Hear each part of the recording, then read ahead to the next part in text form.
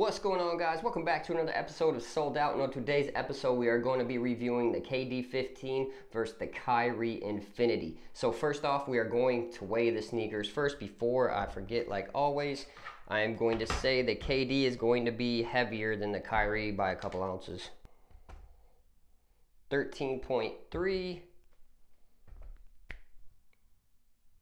And the Kyrie is 12, so not a huge weight difference, but the Kyrie is going to come in lighter. Working our way from the top down to the bottom like we always do. We're going to start with the Kyrie first. The Kyrie padding was absolutely great to play in. Maybe even over padded a little bit. They threw a lot of padding in the back. The heel slipping comfort was great on this.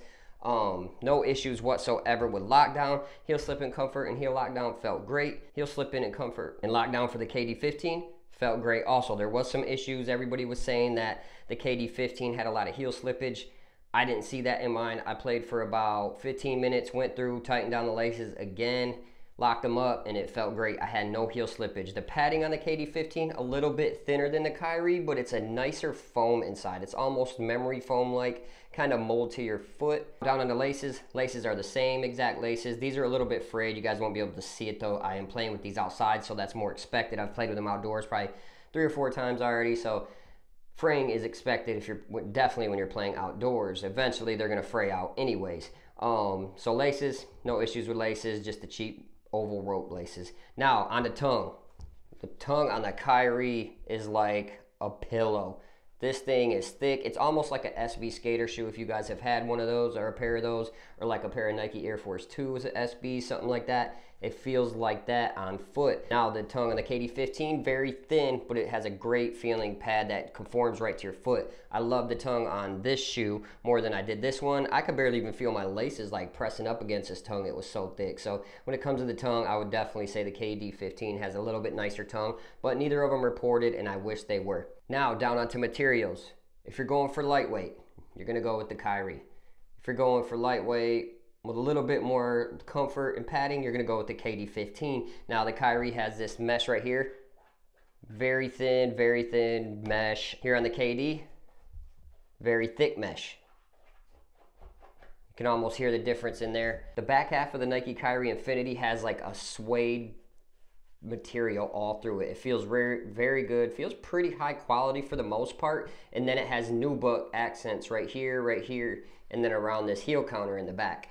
So I like that about the Kyrie. Now the KD is kind of made bulletproof on this back half of the sneaker. This back here is super thick, super rigid. KDs have a plastic piece protecting you all the way up to the forefoot starts, and then the forefoot has this thick padded mesh like we already talked about. It feels great on foot. Now which one feels more comfortable on foot? I would say the KD 15, but the Kyrie Infinity is not bad at all. Now down to support and lockdown. Support and lockdown on both sneakers were great. I had no issues whatsoever. I loved how these X straps, when you tighten them, conformed around your foot, pulled tighter. Same thing with these wings on the KD 15. You wrapped them around and it didn't hurt, didn't stab into you. You know, you would think that plastic might get into your foot a little bit. It doesn't at all. It feels great on foot. So no issue with stability and lockdown on these sneakers. The Kyrie is going to run a little bit wider, as you guys can probably see the difference on there, but the KD still felt like a great shoe. The cushion on the Kyrie Infinity, back here is Phylon. It is very hard, may as well be a rock. They could have lightened up on that a little bit. I don't know why it's so dang hard. It might be for stability, just some other issues with the shoe maybe, you know. Cushion in this was still phenomenal. There's no heel impact on this sneaker. There is a zoom. Guys probably can't pick that up. I'll run that. I'll take a couple shots of that. But there is a zoom strobel unit, air zoom strobel unit in the forefoot of the Kyrie. Now there's an air zoom strobel unit in the whole KD 15, which I love. But the Kyrie still feels great on foot. As far as heel impact protection, it's not the best. If you're looking for that, stay away from the Kyrie Infinity. But the forefoot in this feels phenomenal. I absolutely love the forefoot unit in the front of this Kyrie. Now the KD 15 has the air zoom strobel. You cannot go wrong with air zoom strobel. It's responsive. It's got great impact protection. There's no issues with that on this. But the only thing I didn't like is they said that this was going to be React in the prototype drawing. I knew when I seen it, it wasn't React. Obviously, you could tell that React has its own pattern. So everybody was freaking out. This is going to be React and Nike Air Zoom Strobel. It wasn't. So it kind of sucked because I was hyped for that. Probably be my favorite shoe ever. I love React and I love the Zoom Strobel. But this right here is not like last year's model. This is rock hard. I don't even think it's Cushlon. A lot of people saying it's Cushlon. I feel like it's a Phylon. It's a tad softer than the Kyrie, but I think they did that for support issues for some reason on the KD15. But cushion on both these sneakers, can't go wrong with either one. Like I said, if you're looking for full heel impact protection, forefoot impact protection, you're gonna go with the KD15. If you're looking for just something in the forefoot, something cheaper, you would go with the Kyrie. Now, down on the traction. Traction on both sneakers, pretty good. Now, where I'll let you guys know, this is the XDR pair. I ordered the Fire and Ice American release, but I ordered this first. I wanted to see a difference between XDR and American rubber. You could not feel it with your hands. But when I got it on the court, this was slipping out. I had the other one on my foot as well, and it stuck like glue. The Fire and Ice had no issues with traction whatsoever, no slip outs. This had multiple slip outs.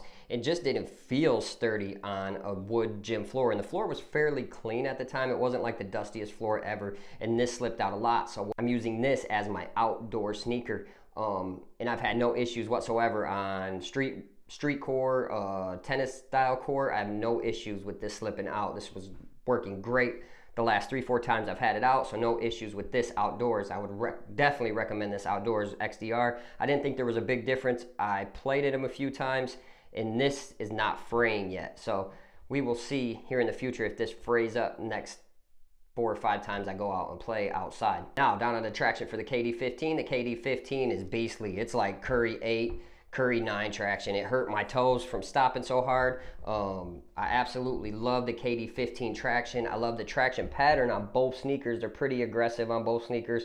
I like the kind of topographic style they used over here on the KD. So yeah, when it comes down to traction, guys, like I said, the American release of this, don't let this review scare you away. The American release was very, very good on an indoor court. This, however, wasn't. Down on the recommendations, like I said with the Kyrie Infinity, get the American release. If you're playing outdoors, get the XDR release. You will not regret it.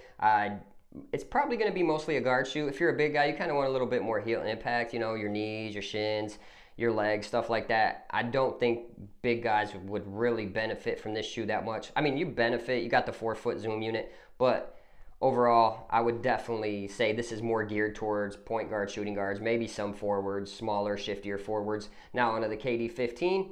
KD15, anybody can rock the KD15. As you guys just seen, Chet Holmgren's rocking the KD15. There's a few other players rocking the KD15. I think even our guy Jalen Duren was rocking, our Pistons guy Jalen Duren was rocking the KD15 as well. The KD15, this is a guard shoe. This is just an all-around sneaker when it comes to size, being a big, being a guard, whatever you want. This is definitely a nice shoe to get, guys. You will not regret getting either shoe, but this right here is more of an all-around sneaker. Now, onto which one would I choose? I'm definitely going with the KD15. I love the feel, I love the court feel, I love the responsiveness, I love the impact protection, the zoom units feel great. Kind of getting this broken, so I'm feeling it more and more. I feel like with the Strobles, might be just because I'm lightweight, but you got to break it in a little bit to get it a little bit, I don't know if it's like, just to get it a little bit broke in, and then it feels great on foot. So yeah, guys, this is my versus video, KD15 versus the Kyrie Infinity. Both sneakers, you can't go wrong. I'd like to thank you guys for tuning into the channel. I appreciate it. We're climbing up to 1,000 subscribers pretty quick, hitting like 5-6 a day. Want to get those numbers up. We got tons of videos coming in soon. We got tons of shoes coming in soon, so thanks for tuning in, guys, and we'll catch you on the next episode of Sold Out. Peace. Money coming, money go. I've been at it on the low. Trapping out a while, I keep seeing the leaders doing, let's be talking plays and maybe seeing you.